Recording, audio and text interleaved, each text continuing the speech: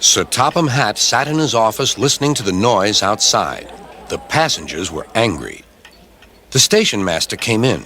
"There's trouble in the shed, sir. Henry is sulking. There's no train, and the passengers are saying this is a bad railway." "Indeed," said Sir Topham Hatt. "We cannot allow that." He found Gordon, James, and Henry looking very cross.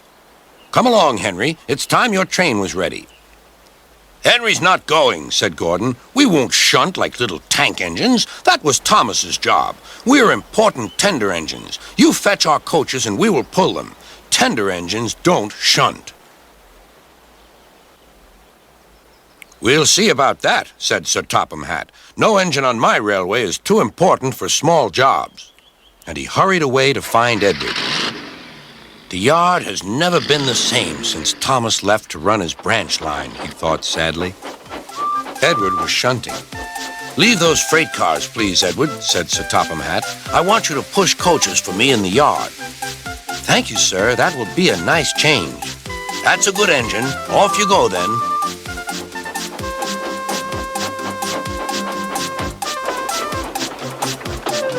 So Edward found coaches for the 3 engines, and that day the trains ran as usual.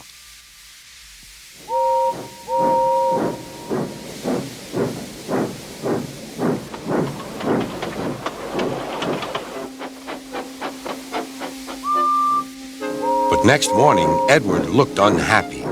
Gordon came clanking past, hissing rudely. "Bless me," said Sir Topham Hatt. "What a noise!" "They all hiss me, sir," answered Edward. "They say tender engines don't shunt, and last night they said I have gray wheels. I haven't, have I, sir?" "No, Edward, you have nice blue ones, and I'm proud of you. Tender engines do shunt, but all the same, we do need another tank engine here." He went to a workshop, and they showed him all sorts of engines.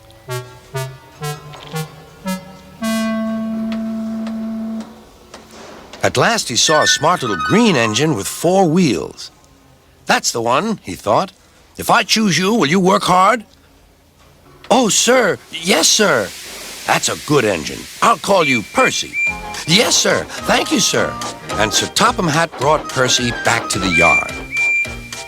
"Edward," he called, "here's Percy. Will you show him everything?" Percy soon learned what he had to do, and they had a happy afternoon.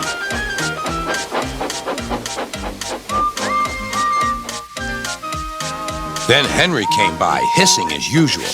"Wheesh!" went Percy. Henry jumped and ran back to the shed. "How beautifully you wheeshed him," laughed Edward. "I can't wheesh like that." "Oh," said Percy, "that's nothing.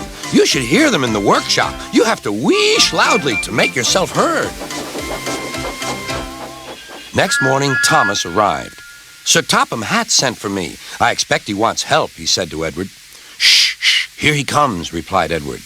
"Well done, Thomas. You've been quick. Listen, Henry, Gordon, and James are sulking. They say they won't shunt like little tank engines. So I have shut them up, and I want you both to run the line for a while." "Little tank engines indeed," snorted Thomas. "We'll show them." "And Percy will help too." "Oh, sir. Yes, sir. Please, sir," answered Percy. Edward and Thomas worked the main line, greeting each other as they passed by. Percy puffed along the branch line. Thomas was anxious about Annie and Clarabelle, but both driver and conductor promised to take care of them. There were fewer trains, but the passengers didn't mind. They knew the 3 other engines were having a lesson. Gordon, James, and Henry were cold, lonely, and miserable. They wished now they hadn't been so silly.